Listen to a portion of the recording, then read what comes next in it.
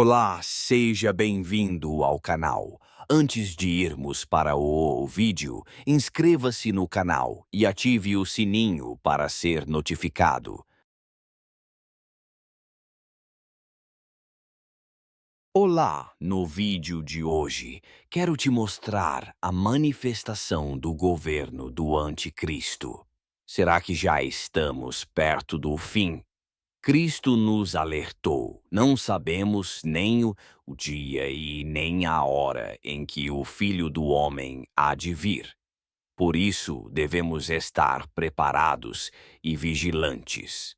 O Apocalipse, o último livro da Bíblia, revela visões proféticas dadas ao apóstolo João sobre o fim dos tempos. Ele descreve eventos como o julgamento divino, a batalha final entre o bem e o mal e a consumação do plano de Deus.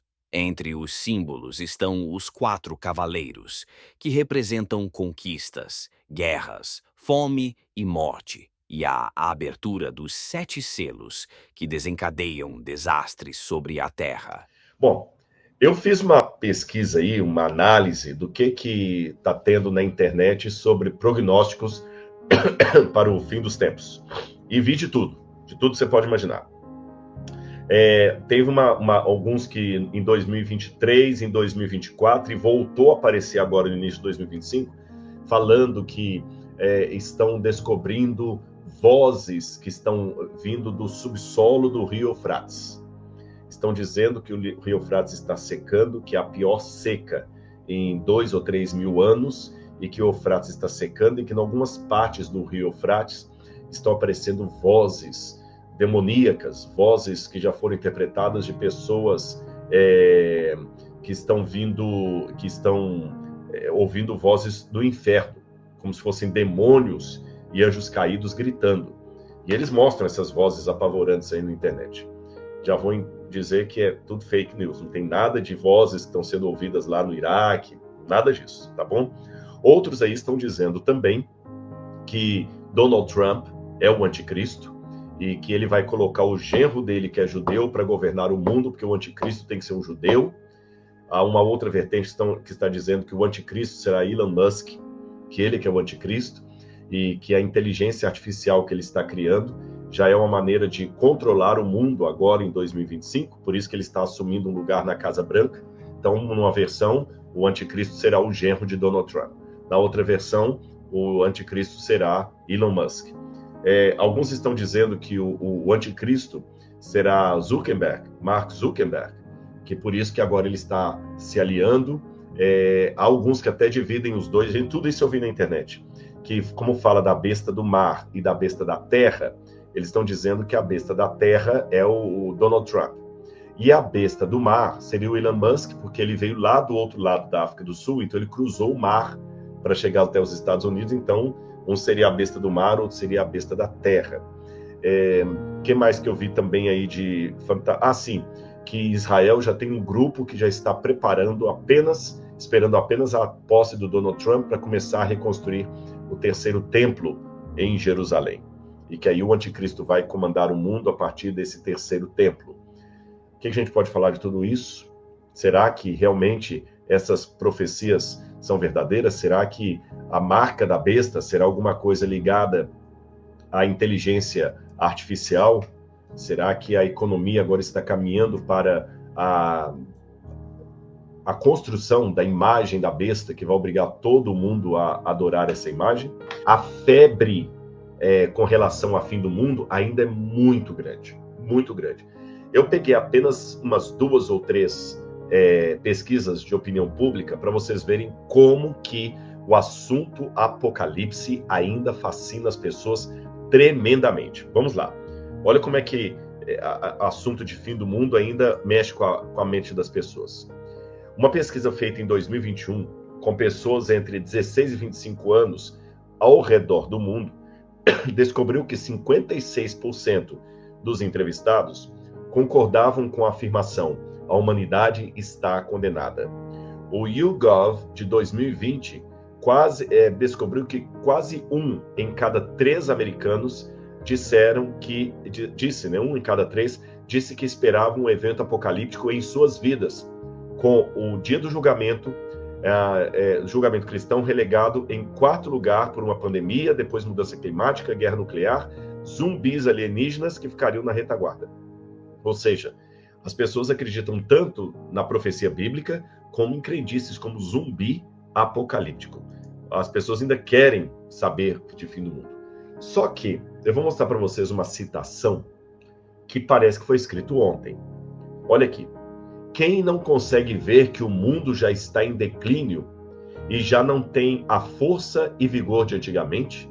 Não há necessidade de invocar a autoridade das Escrituras para provar isso.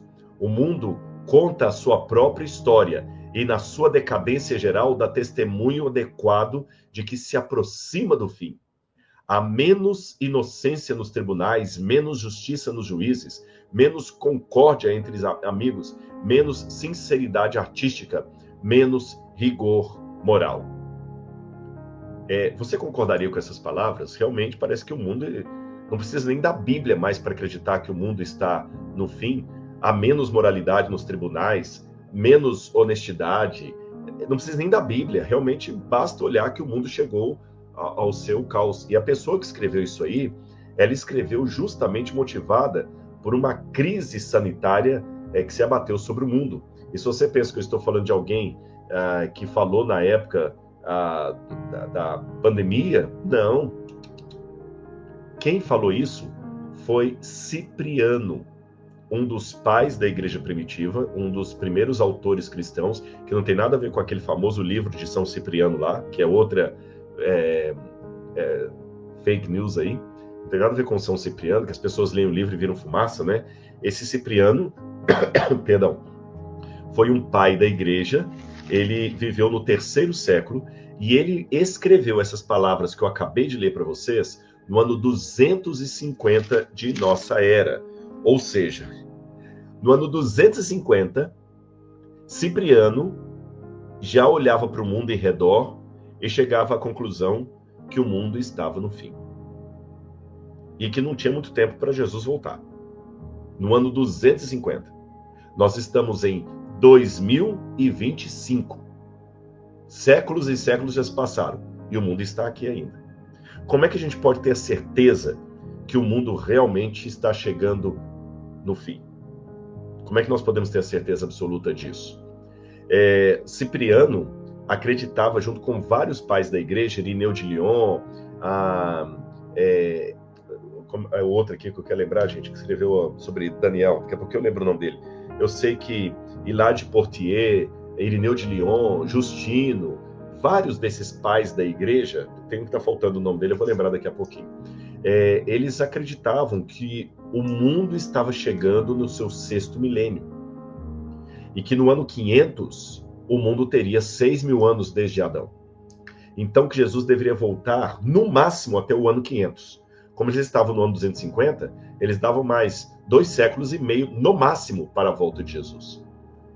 E ainda há algumas pessoas que acreditam também, fazem cálculos aí com base no suposto calendário de 6.000 anos do mundo, e que no 6º ano o mundo vai acabar. Será? Será que é isso? O que eu posso dizer para vocês é o seguinte: vamos primeiro partir da desconfiança, vamos partir primeiro do questionamento, para depois irmos para a fé, tá bom? O que eu vou fazer aqui? Eu mostrei para vocês primeiro falsas profecias que têm enganado muita gente por aí. Cada novo presidente que sobe, ele é o anticristo. Cada papa, cada novo empresário, esse que é o anticristo, esse que é o anticristo, esse aqui que será a besta do Apocalipse. E eu tenho uma coleção de bestas que já passaram e não aconteceu nada. Muammar Gaddafi foi interpretado por alguns como sendo a besta do Apocalipse. Adolf Hitler foi interpretado como sendo a besta do Apocalipse. Saddam Hussein foi interpretado como sendo a besta do Apocalipse. E todos esses passaram e não aconteceu nada. Se alguém me perguntasse, Rodrigo, em que sentido terremotos, guerras agora são um sinal seguro do tempo do fim, sendo que isso aí sempre aconteceu. A volta de Cristo será um evento mundial e praticamente 90% dos teólogos cristãos acreditam nisso. Quando a gente vai para Apocalipse, capítulo 1, versículo 7, a gente vê a mesma coisa, o mesmo parecer. Apocalipse capítulo 1, versículo 7. Eis que vem com as nuvens, e todo olho o verá. Todo olho o verá. Então a vinda de Jesus é um evento universal. Marcou aí na sua agenda? Só que a segunda vinda de Cristo, ela é antecipada por dois eventos igualmente universais. Sabe quais são? A pregação do Evangelho e o governo do Anticristo. Eu vou colocar isso num quadro para você. Olha aqui. Você tem a segunda vinda de Cristo, que é universal, e dois movimentos universais antecedem imediatamente a vinda de Cristo. A mensagem do Evangelho pregada a todo mundo e o governo do Anticristo também dominando todo o mundo. Esses dois eventos precisam acontecer imediatamente antes da volta de Jesus. E esses são dois claros sinais de que Jesus realmente está às portas. Quando o Evangelho realmente cobrir toda a terra e quando o Anticristo dominar triunfalmente sobre todo o mundo. Vamos lá, vamos ver isso na prática. Em primeiro lugar, quando a gente vai para Mateus capítulo 24, Mateus capítulo 24, verso 14, me chama a atenção que sempre que Jesus falou dos eventos finais, Mateus 24, quando Jesus fala de várias coisas que iriam acontecer no mundo antes da sua vinda, por exemplo, ele fala de guerras, rumores de guerras, ele disse assim, olha, verso 4, tenham cuidado para que ninguém os engane, porque muitos virão em meu nome dizendo, eu sou o Cristo, e enganarão a muitos, ou seja, haverá muitas falsas vindas de Cristo ao longo da história. E vocês ouvirão falar de guerras e rumores de guerras. Fiquem atentos e não se assustem, porque é necessário que isso aconteça. Mas ainda não é o fim. Mas ainda não é o fim. Mas quando ele vai para o verso 14, ele muda o tom. Ele fala, e será pregado este evangelho do reino a todo mundo em testemunho a todas as nações, então virá o fim. Então a pregação do evangelho no mundo não é algo apenas assim que então será o começo das dores, não. Então o mundo vai ser alertado. Somado a isso aqui, porque sabe, a gente não pode ficar preso a apenas um versículo da Bíblia. Você tem que, um ensino bíblico para ser de fato um ensino cristão, ele tem que encontrar eco em várias passagens da Bíblia, não apenas num versículo isolado. Quando a gente vai para Apocalipse capítulo 14, que fala das últimas advertências do mundo, diz assim, Apocalipse 14, verso 6.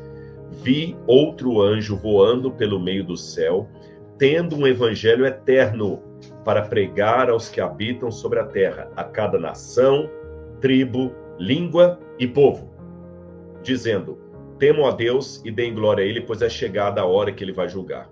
E adorem aquele que fez o céu, a terra, o mar e as fontes das águas. Ou seja, esse evangelho eterno também tem que ser pregado no mundo inteiro. Apocalipse, capítulo 10, quando fala também de um anjo com uma mensagem que João acha amarga, um livrinho na mão, diz assim, capítulo 10, versículo 1. Vi outro anjo forte descendo do céu envolto em nuvem, com o arco-íris por cima da cabeça. O rosto dele era como o sol e as pernas como colunas de fogo. O anjo tinha na mão um livrinho aberto. Pôs o pé direito sobre o mar e o pé esquerdo sobre a terra. E gritou como um forte leão, como ruge. Eu vi uma tese doutoral defendida na Universidade Andrews, onde eu estudei lá nos Estados Unidos, que era sobre esse binômio, mar e terra, usados no Apocalipse, em outras passagens da Bíblia, na literatura extra-bíblica. E a conclusão que o autor chegou nessa tese doutoral é que sempre que usa a expressão mar e terra, é uma expressão de universalidade. Universalidade. Seja universalidade de um movimento divino, seja universalidade de um movimento satânico. Aí agora que eu falei universalidade de um movimento satânico, vamos ao movimento satânico. Se aquele anjo com o evangelho eterno, ele tem um pé na terra e outro no mar, Apocalipse 13 fala de uma besta que surge do mar e outra que surge da terra. Então é um movimento universal. Uma besta do mar e uma besta da terra. Mar e terra. Quando a gente vai para Apocalipse capítulo 13, diz assim também: e toda a terra se maravilhou seguindo a besta. Eu li o verso 3. E adoraram o dragão, porque deu sua autoridade à besta. Também adoraram a besta, dizendo: quem é semelhante à besta? Quem pode lutar contra ela? Capítulo 13, verso 7. Foi-lhe permitido também que fizesse guerra contra os santos e os vencesse. Foi-lhe dada ainda autoridade sobre cada tribo, povo, língua e nação. E ela será adorada por todos os que habitam sobre a terra, aqueles que desde a fundação do mundo não tiveram seus nomes escritos no livro da vida do Cordeiro.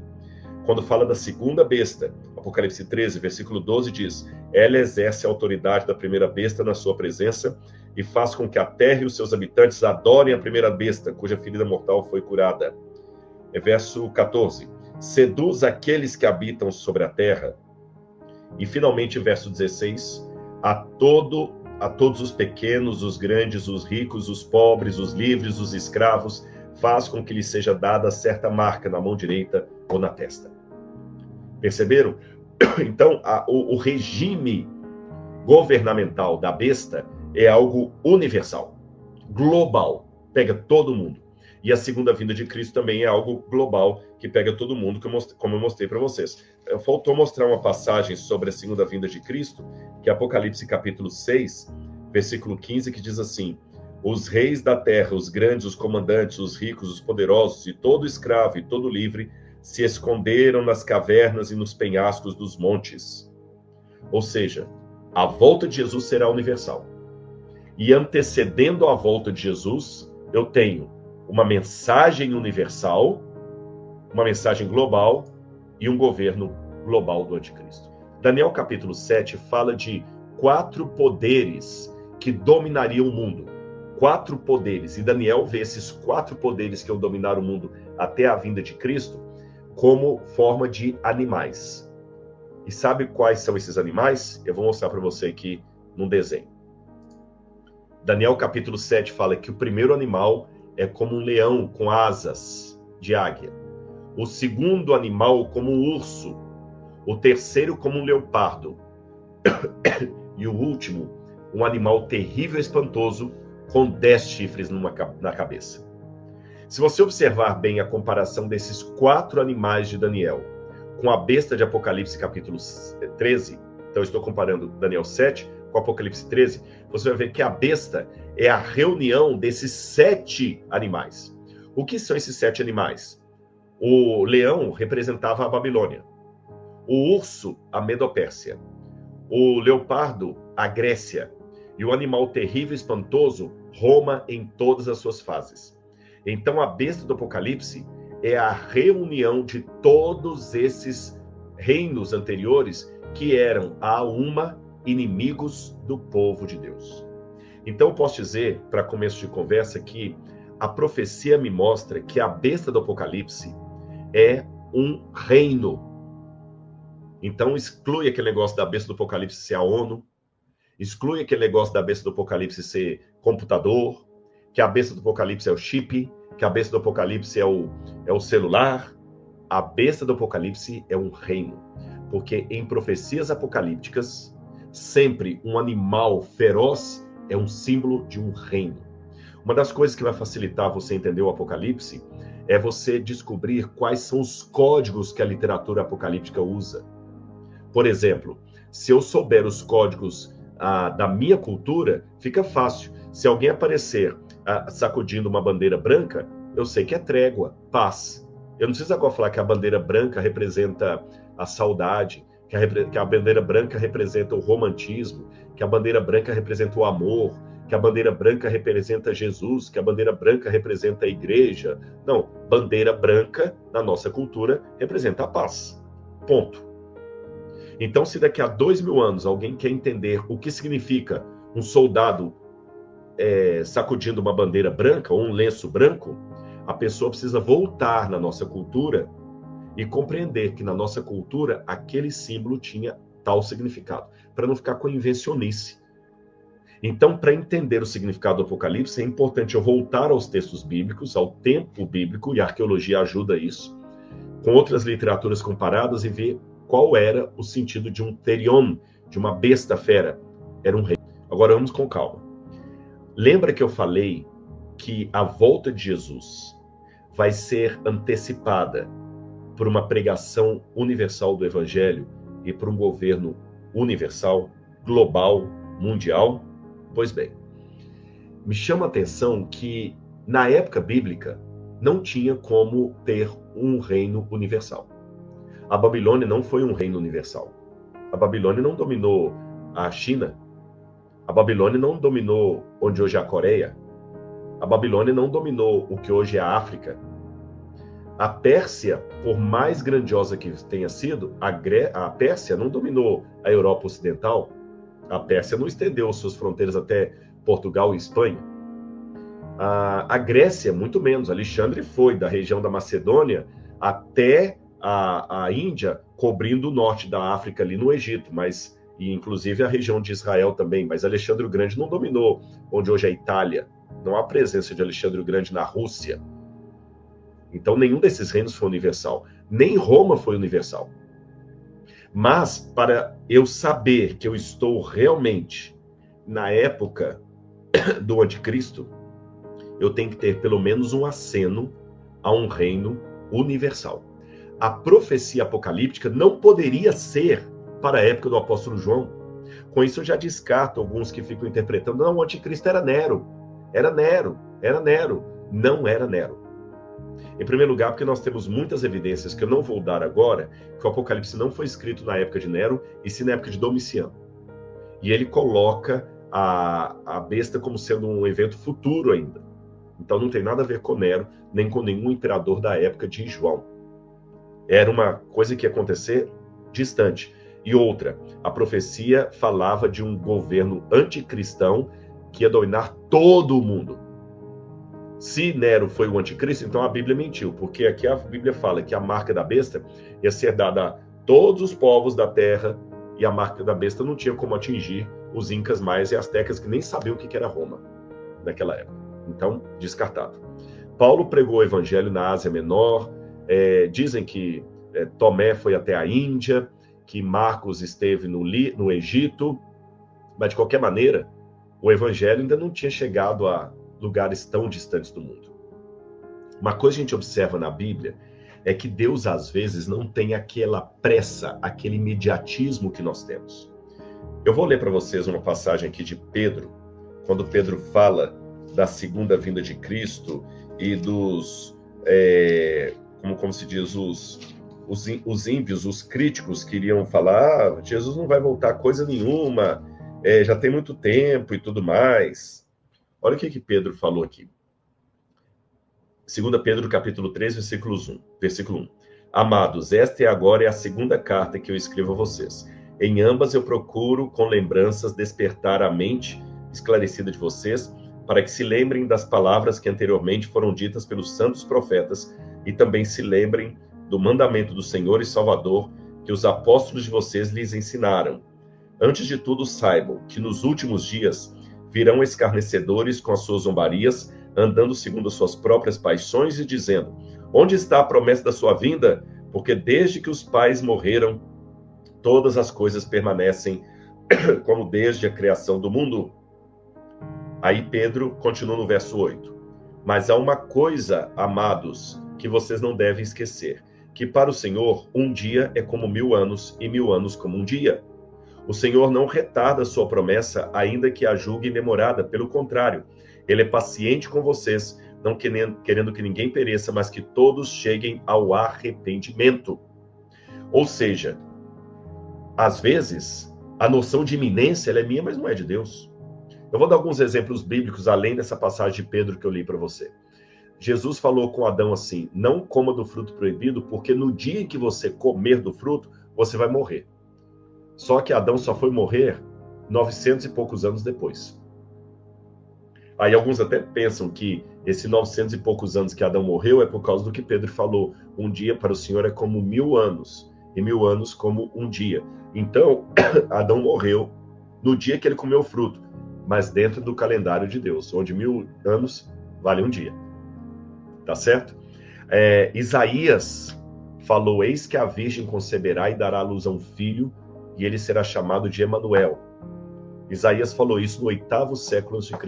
Demoraram 700 e tantos anos para Jesus nascer. Então, Deus já começou a construir, desde o século XVI, o cenário mundial para a vinda do anticristo. Duas coisas que eu quero colocar. Primeiro, a partir da pandemia, nós temos o primeiro evento literalmente mundial desde o dilúvio. Vocês estão acompanhando o raciocínio? Então, desde do século XVI, estão construindo um cenário mundial para o globalismo. Mas agora, com a pandemia, o globalismo mostrou que realmente ele já chegou. Ele não é mais um anúncio. O globalismo agora não é mais um ensaio. Agora ele chegou. E, em segundo lugar, a partir da pandemia, todos os riscos que nós temos são em escala mundial. Por quê? Hoje, as pessoas viajam muito mais de avião para cima e para baixo. Hoje, um vírus letal numa ponte aérea aí, ele pega o mundo rapidinho. E hoje nós temos os agentes de globalização. São vários agentes. A economia pede uma globalização. O comércio. As indústrias pedem a globalização. E uma globalização que agora isso sim está dando medo em muito analista com relação aos anos, a próxima década. Até 2030. Não, próxima década não, até o próximo quinquênio. Houve economistas que calcularam com precisão a queda do problema imobiliário que teve na Flórida. Há pessoas que antecipam, às vezes com 10 anos de antecedência, o que vai acontecer, eles acertam. Eles trabalham com prognósticos.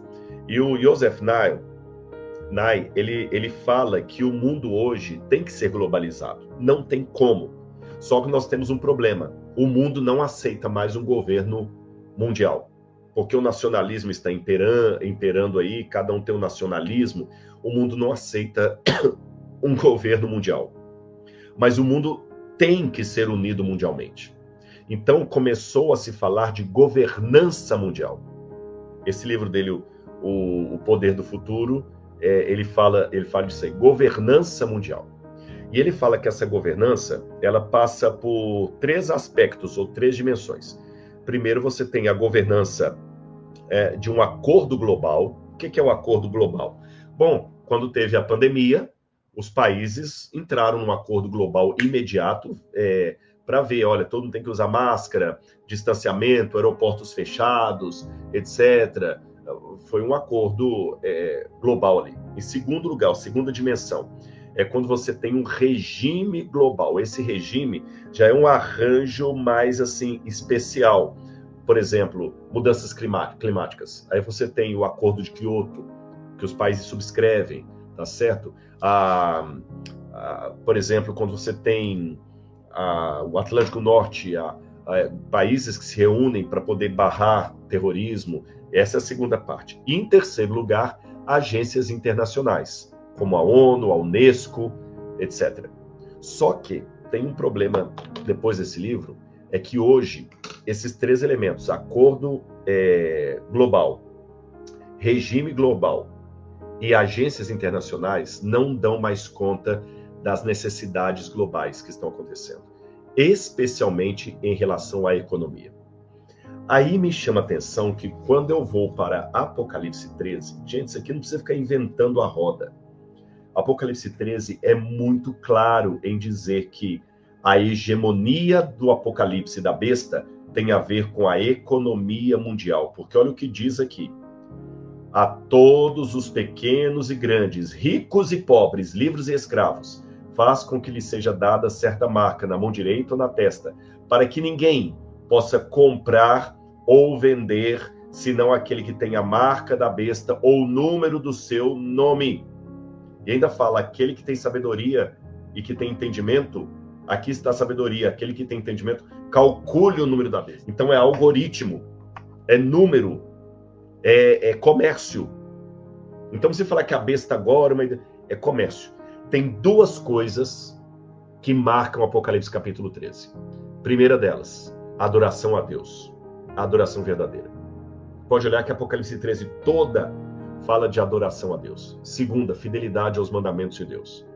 O Apocalipse 12 fala que o dragão ficou irado contra a mulher e foi fazer guerra contra aqueles que guardam os mandamentos de Deus e a fé em Jesus. Apocalipse 14 fala, aqui está a perseverança dos santos, os que guardam os mandamentos de Deus e a fé em Jesus. Apocalipse 13, que está entre essas duas passagens, mostram a besta transgredindo todos os mandamentos de Deus.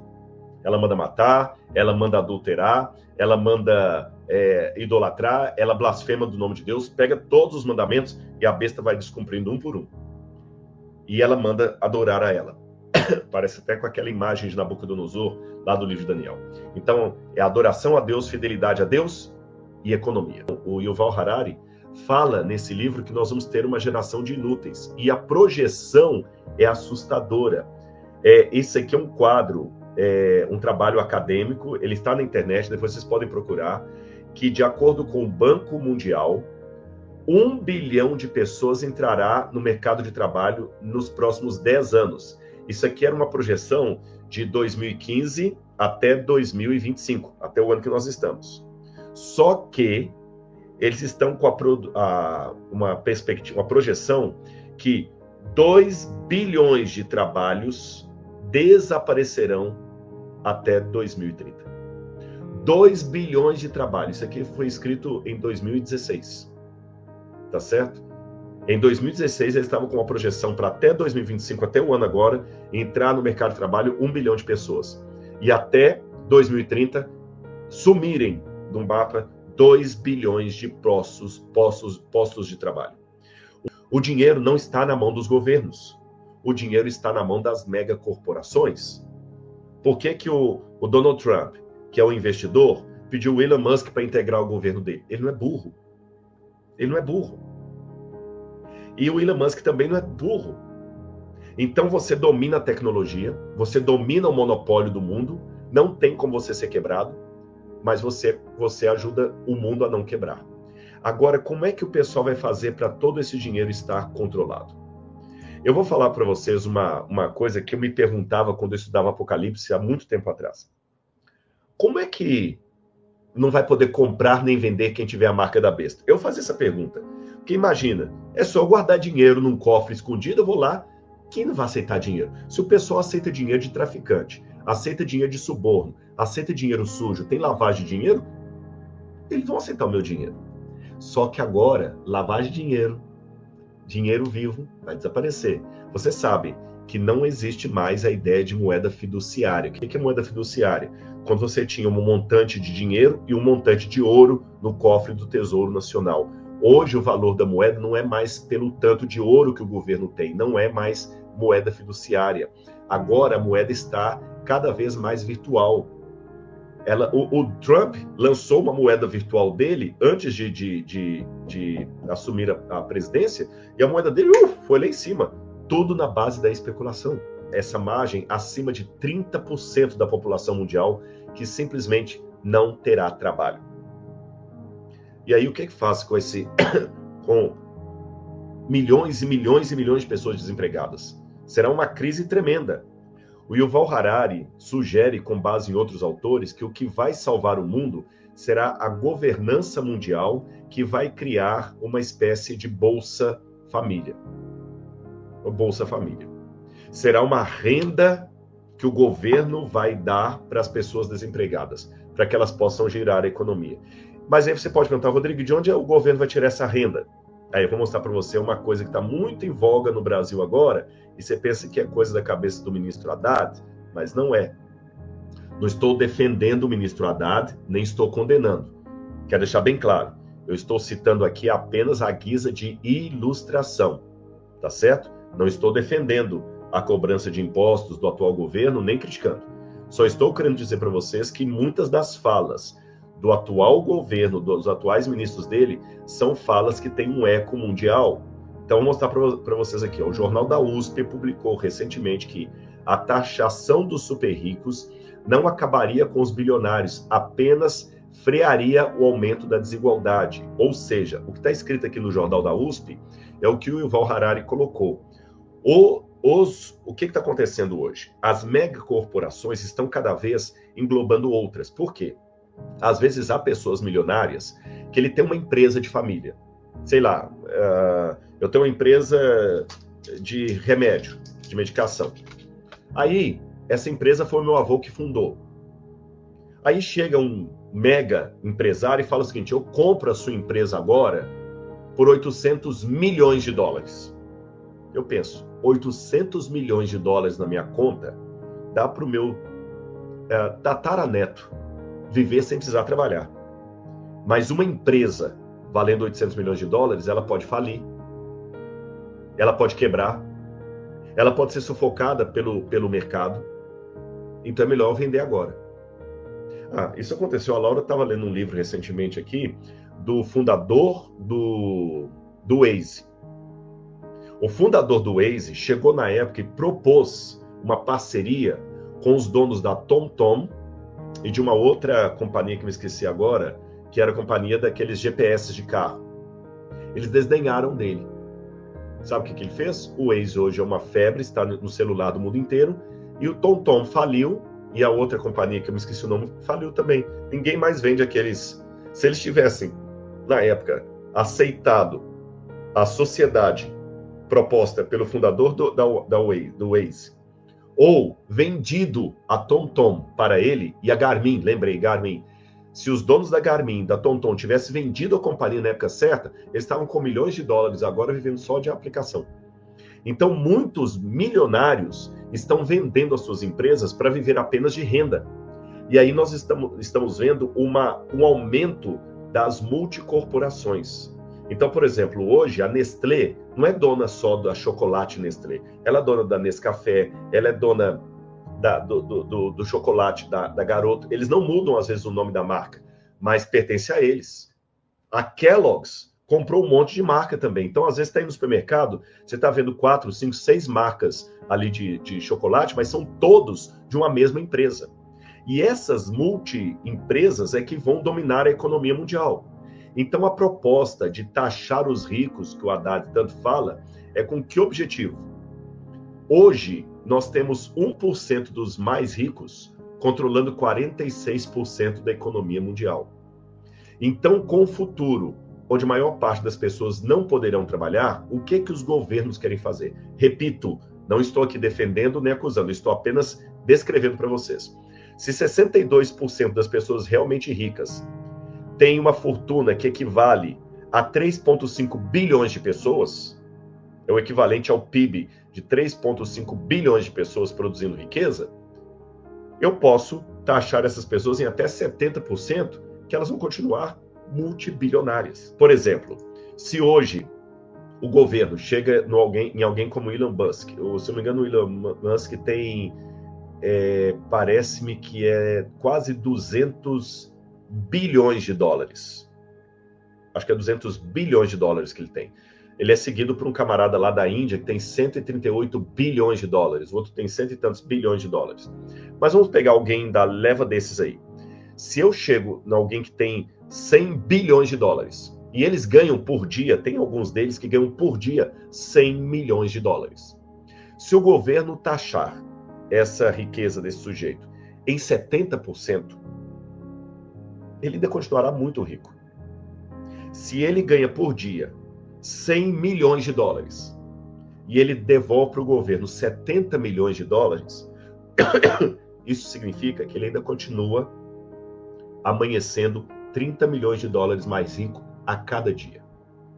E com esses 70 milhões de dólares, o governo tem como garantir o sustento desses 24 a 30% da população do mundo que estarão desempregados por causa da inteligência artificial. Ou seja, a Previdência vai quebrar. Não é só do Brasil, não, do mundo inteiro. O que acontece? O mundo agora vai fazer com que você seja o seu próprio documento. E eles vão fazer isso através de quê? Através da íris do seu olho, da sua digital, da sua DNA. Por exemplo, há alguns supermercados nos Estados Unidos que já estão fazendo isso, supermercados autenticados, e na China também. A China está sendo o protótipo do que vai ser o resto do mundo. Você entra no supermercado, tira as coisas da gôndola e coloca no seu carrinho e vai lá para fora e sai. Você não passa pelo caixa, não passa por lugar nenhum. Só de você entrar no supermercado, a inteligência artificial já registrou o seu rosto e sabe que é você, e automaticamente o que você tirou da gôndola, ela já vai debitar da sua conta no banco. Se você, eu quero levar essa caneta, ela já vai debitar o valor de uma caneta. Não desisti, não quer levar a caneta não, você voltou com ela para a gôndola, ele já automaticamente faz o estorno lá. Tá, meu rosto tá aparecendo aí?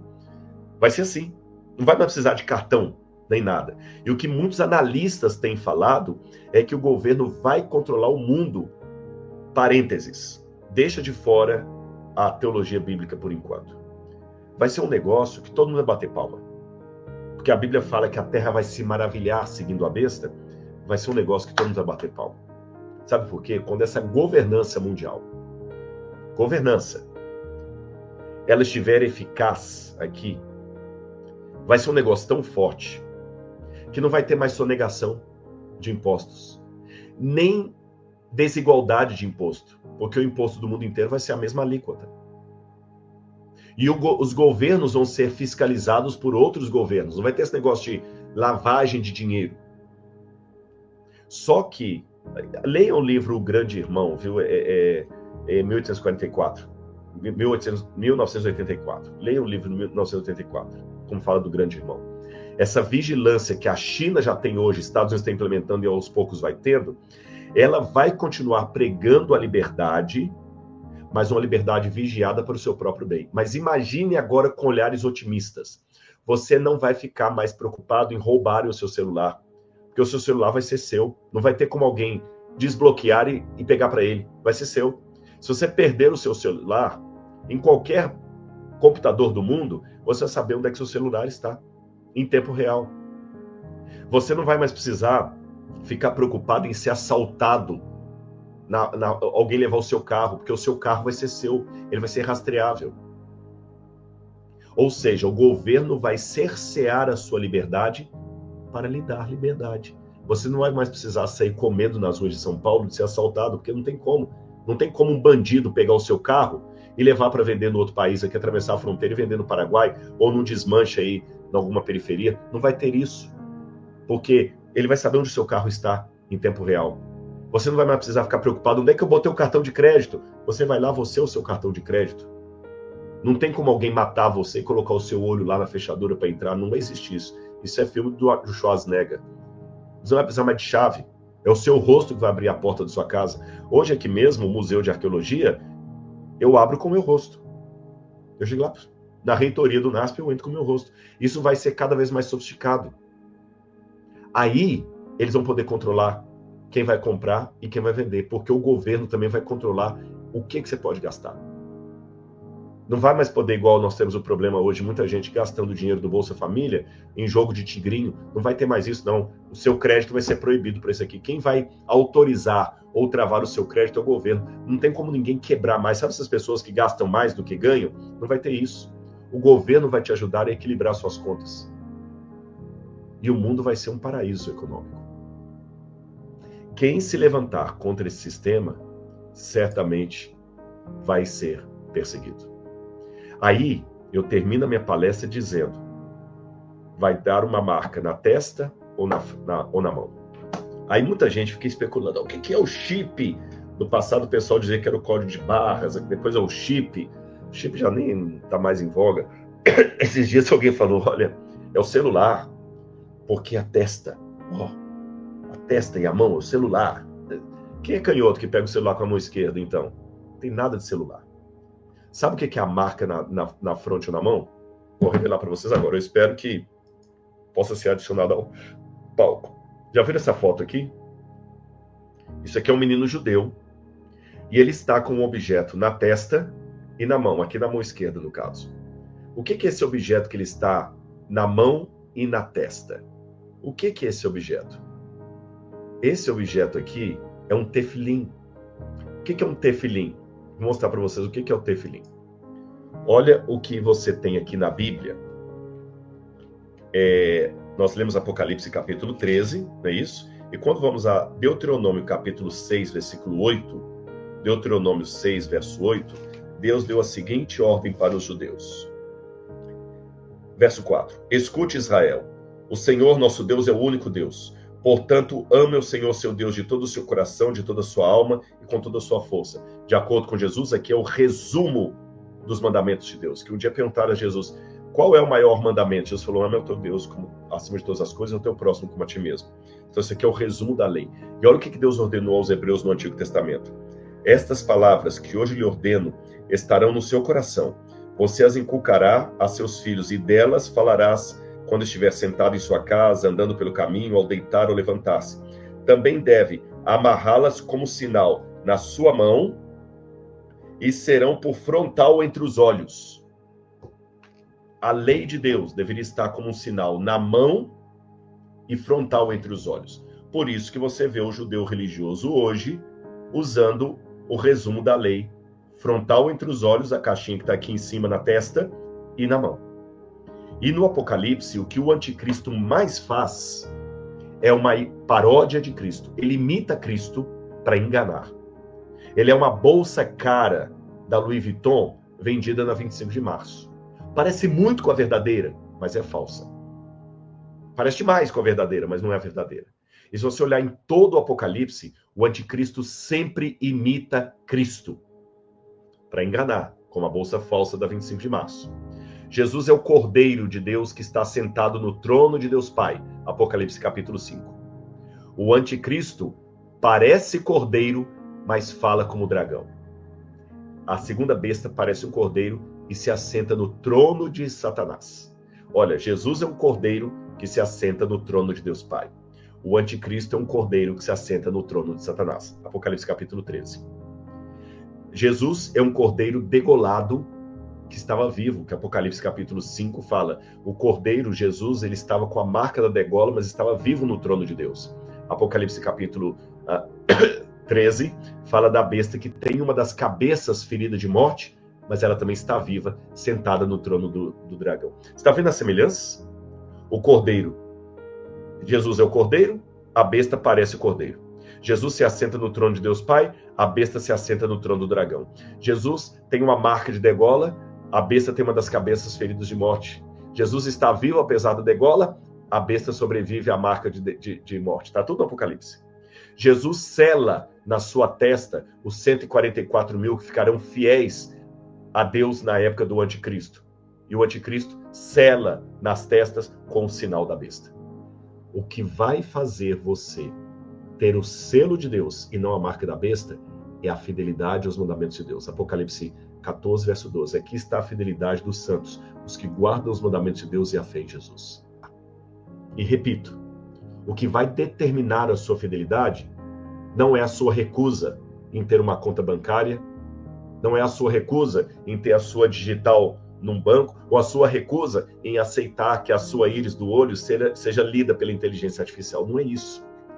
O que vai garantir a sua fidelidade é você ser fiel aos mandamentos de Deus.